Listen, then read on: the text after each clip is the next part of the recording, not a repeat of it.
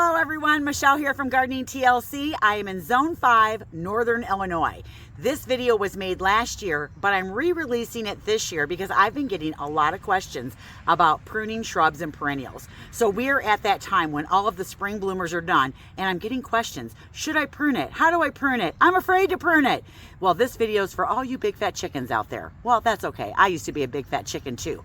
But if you want to know how to prune, watch this video. All right, let's check it out. It is the beginning of summer. All of our spring bloomers are done, and there's a lot of reasons why you want to prune. You want to prune because maybe you want to control the size of something. You want to prune because maybe it bloomed in the spring, those shrubs, and they're done and they need to be pruned back to control their size, give them shape, have a new flush of growth. Or maybe you have perennials that if you cut them back now, they'll reflush, look good, and some of them will rebloom. So come along with me and let's get started. We are going to start with the Baptisia Australia. This is a perennial. Yes, this big thing is a perennial. When I first started gardening, oh my goodness, I didn't cut anything back. And the reason I'm doing this video is because I remember thinking that if I cut that back, I'm going to kill it. Oh my God, I can't cut it back. I spent all that money on it, but it looks horrible and I don't like it. Aha, there's the key. I grew my skill, grew my knowledge through the years of gardening and other people and reading books and just whatever, however I learned. And I have found that, you know what, a lot of things look better if you cut them back and they get that new flush of growth on them. Perennials are pretty forgiving, and I've done some cutbacks on perennials where I wanted to see what would happen, and it might have done some funky thing, but it always came back the next year. So I'm not afraid to cut anything anymore. So we're going to start with this guy first. This is a Baptisia Australia. I probably shouldn't have planted it here, but I did. I love it. I love the blooms on it. I just don't like the size. So I'm going to make it smaller, and I'm going to cut it back. So I've got my Felcos, and what I'm going to do is I'm going to lift up this canopy. I'm going to get right in there, and I'm just going to cut it back and make a pile on the driveway. So let's go.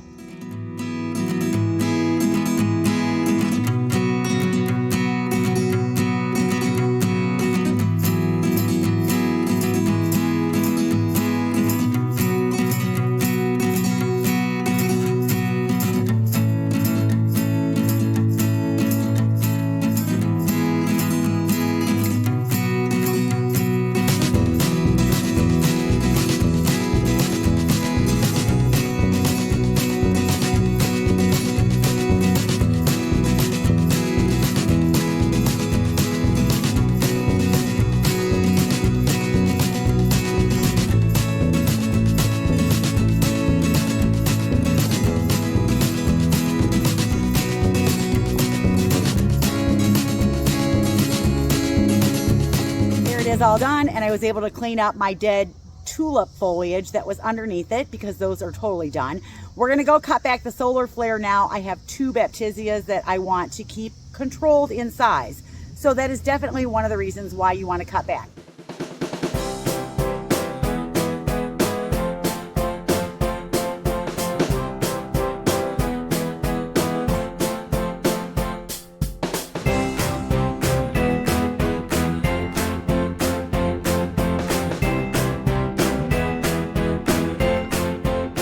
Sometimes we cut things back because it's hot and they're brand new and they need to focus on roots and developing that bottom foliage and a good healthy plant versus flowers. So I have three new penstemons in here they're called Dark Towers.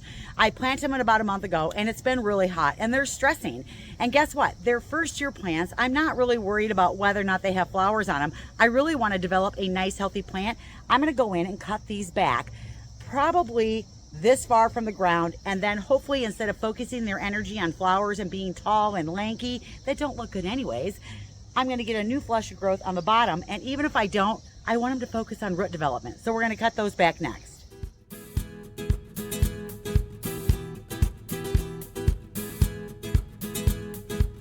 All right, there it is, all cut back. That is the solar flare Baptisia. It was really big. I do have some dead foliage back here to pick up. Those are spent daffodils that have been dying back, re-energizing. And then you can see where I cut back the penstemon, and I just cut them to the top of the next set of leaves. There's another one right here, and then there was a third one right over there. So I want that to focus on just making roots. Look at this beautiful patch of coreopsis in here where my little turtles are swimming away. Isn't that great? All right, another reason to prune is because there's spent flowers on it. It's not going to bloom again, but we just kind of want to shape the shrub or perennial and make it look better. So this is a peony shrub. It's done blooming. I don't want all those spent flowers on there. I'm just going to cut them off. So I go down to the next set of leaves and just clean up the plant and get rid of all of the dead flowers that are on top.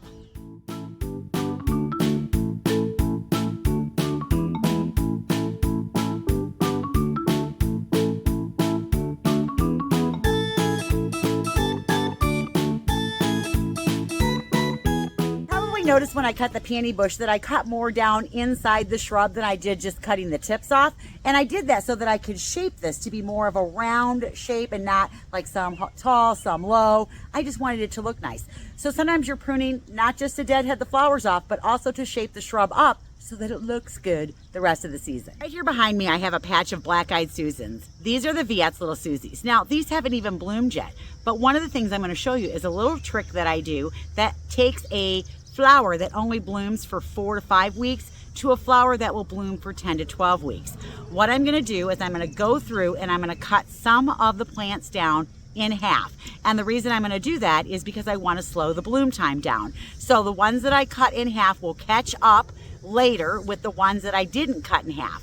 The ones that I didn't cut in half will bloom on schedule, but the ones I cut back will be delayed. And when the ones that I didn't cut back finish blooming, the ones that I did cut back will start to bloom. I hope I said that right and it made sense.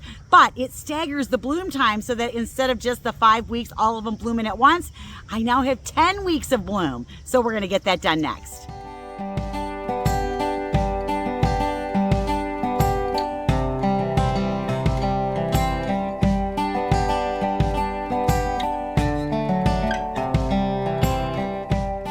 Absolutely another reason why you cut perennials back, because right now if you go to the garden center, they're on sale, and so you're going to find them and they look like this. Okay, there's nothing wrong with this plant. It's just done blooming. Don't put it in the ground like this though.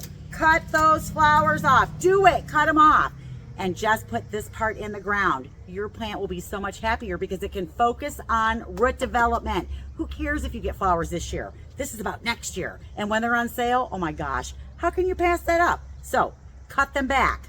Another reason you want to prune is because you have spring blooming shrubs. Now, most of them want to be pruned when they're done flowering. This is a Sunset Monet Weigela that finished blooming. It was absolutely glorious, but now it needs a haircut. So we are going to cut this back or head it back by 1/3. What I mean is I'm going to take the top branches off. I also might do an inner prune, which is the lower branches down below all the way to the base. I'll take out some of the bigger ones that are down there to let some air flow through our shrub.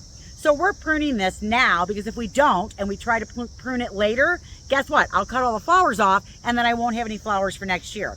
The other thing is I want to control the size a little bit. I want to bring it down. Now that doesn't mean that I'm trying to take a shrub that gets 5 by 5, which is about, that's about the size of this shrub, and make it a 2 by 2. No, I'm not trying to do that. I want this to be its full, beautiful size.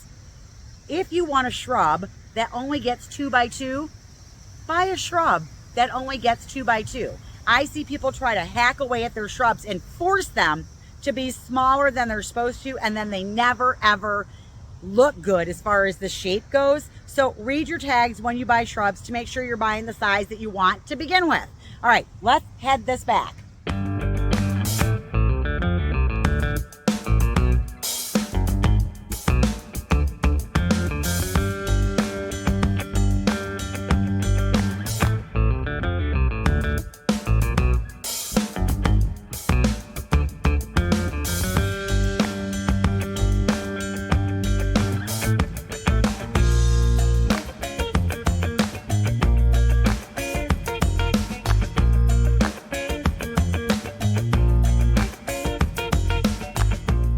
You are freaking out over how much I just cut off of that. It'll be okay. A bush takes a little bit longer to recover than a perennial, but it will still recover. I cut it lower than that before. So Weigelias can actually take a rejuvenation prune all the way to the ground. So that is nothing. And I still only took 1/3 off the top.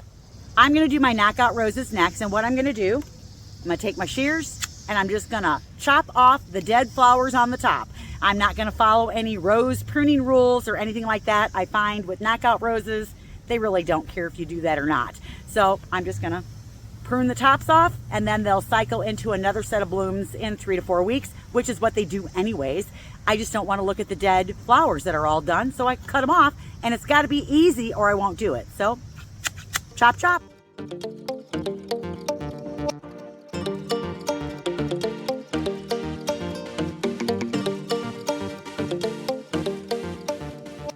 There you go. I just chopped the tops off. There's the pink one, and this one had 2 pretty red ones, so I left them on there. And there you go. I just chopped off the top, and watch.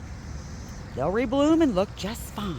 The next one I'm going to do is Lady's Mantle. This one here, I just planted a whole bunch of new ones right here, and they are struggling a little bit because it got hot pretty quick. So I am going to cut these in half, but this is an older patch right here, and I usually always cut them back because I find that if I don't, when they're done flowering, the foliage doesn't look good until the end of the year. But if I cut them now, bite the bullet, wait a couple weeks, then they look good through the rest of the year. And so we're going to go through and cut them all in half. And I'm not particular about how I cut them. I just kind of bunch them up, grab them, cut them in half, and I'm done with it. So that's next. I want to show you this one close up. See, as you get in here, you can see how the edges of the leaves are starting to look kind of brown and tattered. But if you really get down inside of here, you can see new growth starting to form down here at the bottom. So I want all that nice new, see, look at that little baby one down there. I want all that nice new foliage to come up through here, and all of this spent foliage or the stuff that's browning to go away.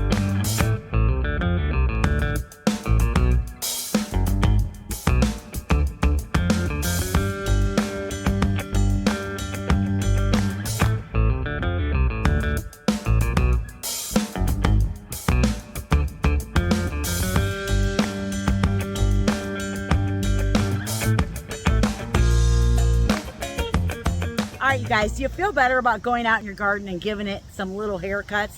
So remember, spring bloomers typically want to be cut when they're done flowering. Whether they're going to reflower or not, a lot of times they can't carry their foliage all the way until the end of the summer and still look good. So giving them that little haircut helps to refresh your plant, whether it's going to rebloom or not. Also, remember those shrubs, if they bloomed in the spring, you got to cut them right after they're done blooming, or you'll lose all your flowers if you try to cut them later. Hopefully this eased your mind just a little bit so you're not so afraid to go out there and do that. So I'm Michelle. Thanks so much for watching, you guys. We'll see you in the next video. Bye.